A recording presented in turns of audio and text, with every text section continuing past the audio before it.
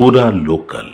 ఆ తెలుగు తల్లిని మేము ధిక్కరిస్తున్నామని మాట్లాడిన తెలంగాణ ఉద్యమకారుని అని చెప్పుకునే చంద్రశేఖర్ రావు గారు 10 ఏళ్లలో తెలంగాణ తల్లిని మనకి ఎందుకు చూపించలేకపోయింది అధ్యక్ష? ఇవన్నీ కూడా మేము చేసినాం కదా అధ్యక్ష. జయ జయ హే తెలంగాణ రాష్ట్ర గీతంగా అందశ్రీ ఇవాళ వారు మాట్లాడుతురట ఆంధ్ర వాళ్ళు దీనికి సంగీతం అని. ఈ బాధ్యత అందశ్రీ గారికి ఇచ్చినాం. ఆయన ఏ కళాకారులతో కవులతో పాడించినో మేము చూడలే. ఎవరైతే అందశ్రీ తెలంగాణ తలమానికం ఉన్నారో వారికి ఆ బాధ్యత అప్పచెప్పినాం.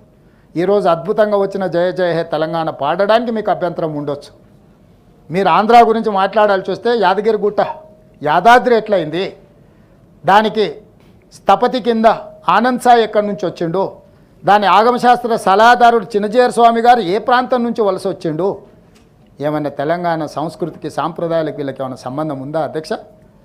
ప్రగతి భవన్ పేరు మీద తెలంగాణ పరిపాలనా భవన్ని హైదరాబాదు నడిగడ్డన కడితే ముఖ్యమంత్రి కుర్చీలో చిన్నజీయర్ స్వామిని కూర్చోబెట్టి సాష్టాంగ నమస్కారం చేసి బోర్ల బొక్కలు పండుకొని తెలంగాణ ఆత్మగౌరవాన్ని చిన్నజీయర్ స్వామి కాళ్ళ దగ్గర తాకట్టు పెట్టిన నీకు సిగ్గు ఉండాలి ప్రతిపక్ష నాయకుడిగా ఉండడానికి అని ప్రజలు అడిగితే ఏం సమాధానం చెప్తావని నేను అడుగుతున్నా అధ్యక్ష.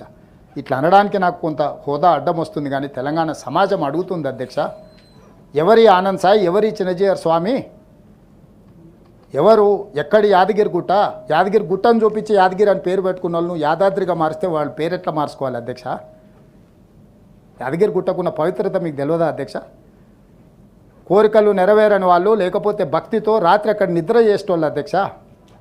ఈరోజు ఆ పైన నిద్ర పోకుండా ఉన్న వాటి సత్రాలను అన్నిటిని కూలగొట్టి కిందికి పంపించారు అధ్యక్ష. మనం వచ్చినాక యాదగిరి గుట్టగా మార్చుకున్నాం అధ్యక్ష. అక్కడ సత్రాలను కట్టి మళ్ళీ భక్తులకు వెసులుబాటు కల్పిస్తున్నాం అధ్యక్ష. మన సంస్కృతి సాంప్రదాయాలను కాలగర్భంలో కలిసిపేసి తెలంగాణకు సంస్కృతే లేదని బతుకమ్మ పాట ఏఆర్ రెహమాన్ ఇంకా సరే అట్లా డీటెయిల్స్ వేస్తే చాలా వస్తాయి. ఇక దాని ఎక్కువ లోతుకు వెళ్ళదలుచుకోలేదు.